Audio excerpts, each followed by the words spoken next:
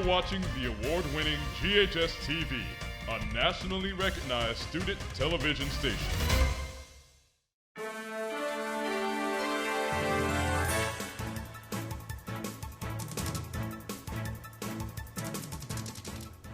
Welcome to Red Devil Newsbeat, your roundup of the day's top stories you need to know. I'm Brandon Sewell. With me is Maria Strickland, the Mid-South beat anchor. Sports beat anchor Colin Ewing will join us later in the show. But first, here's the news from around the world.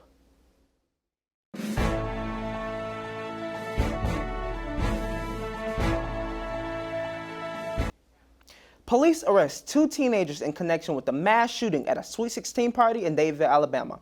The suspects were arrested last night, 3 days after 4 people were killed and 32 others injured at the celebration. Among those killed was the birthday girl's older brother, who was a college-bound athlete. The teens are charged as adults and face 4 murder counts. More could be on the way. A motive has not been released. Twitter has removed a portion of its hateful conduct policy that protected transgender individuals. Originally, the policy prohibited targeting others with slurs that intended to degrade or reinforce harmful stereotypes about a protected category. This included targeted misgendering or dead naming of trans individuals. But according to archived versions of the page, that second part about transgender individuals was removed earlier this month. Twitter has not commented on the change. Flying the friendly skies is going to get more expensive. Airline industry leaders warn travelers the ongoing pilot shortage will worsen in the years to come. Within 15 years, nearly half of pilots will retire. This decline in pilots will drive airfare up, increasing by a whopping 17%. Retirement rates among pilots, along with costly training for new recruits, is the cause of the decline. The Regional Airline Association is calling on Congress to raise the mandatory retirement age from 65 to 67. Now, here's the Mid-South beat.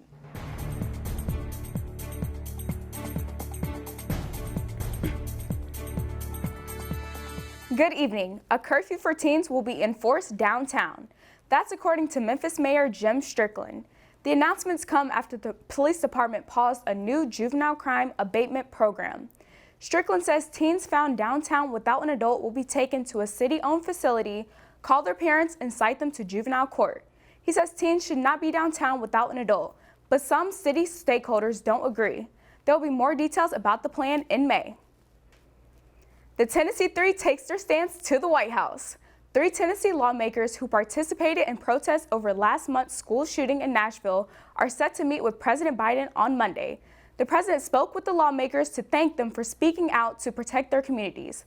Meanwhile, election dates have been set to fill the Tennessee House seats for Justin Jones and Justin Pearson. Both elections will be August 3rd.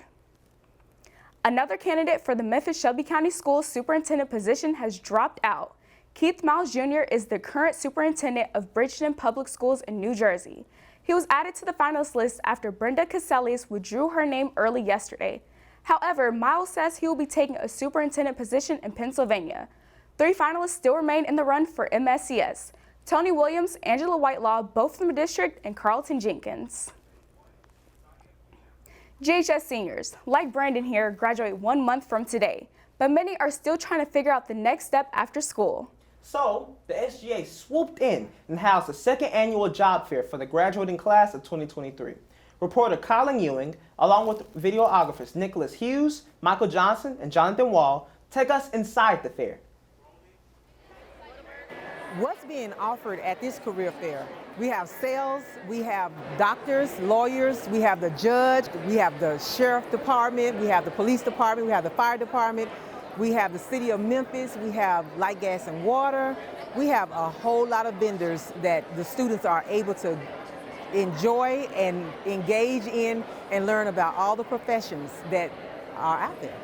It's important because not many seniors know what career they're interested in to be when they grow up, so we get a lot of opportunities to understand. Congratulations!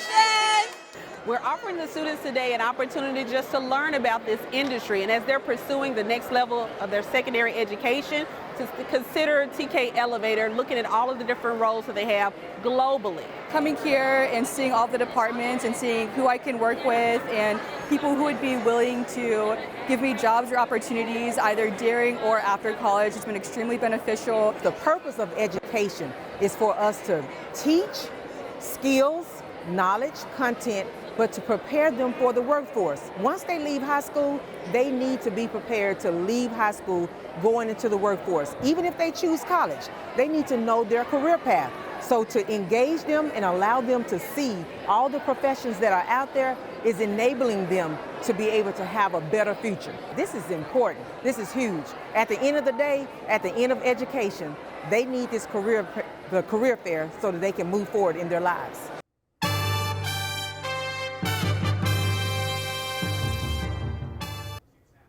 Good evening, GHS. Tonight, the Grizzlies are back home against the Lakers for Game 2. Ja Morant has been cleared to play after Sunday's nasty fall, but hopefully his injured hand won't cause him too much trouble. With Draymond Green being suspended for 1 game for yesterday's stomping incident, I'm expecting Dillon Brooks will be looking happier than usual. Hopefully that positive energy translates into the game versus LeBron and the Lakers at 6:30. A top 10 NFL running back appeared in an Ohio court today. Cincinnati Bengals running back Joe Mixon pleaded not guilty to a charge of aggravated menacing. It stems from an incident in January. Mixon allegedly pointed a gun at someone. The Bengals said in a statement earlier this month that the club knows about the misdemeanor against Mixon and is monitoring the situation. Mixon also posted a $10,000 bond. He's due back in court May 3rd. Firefighters went above the Call of Duty when the college baseball team bus burst into flames. This happened in Maryland as the team traveled to Boston. A blown-out tire sparked the blaze. Luckily, all 37 people on board got out safely as crews worked to extinguish the blaze. But another bus was hours away, so the White Marsh Fire Department opened their doors. They provided food, clothes, and hospitality. The two groups played baseball, basketball, and video games together until the second bus came. That's all the news I have for y'all. Back to you guys.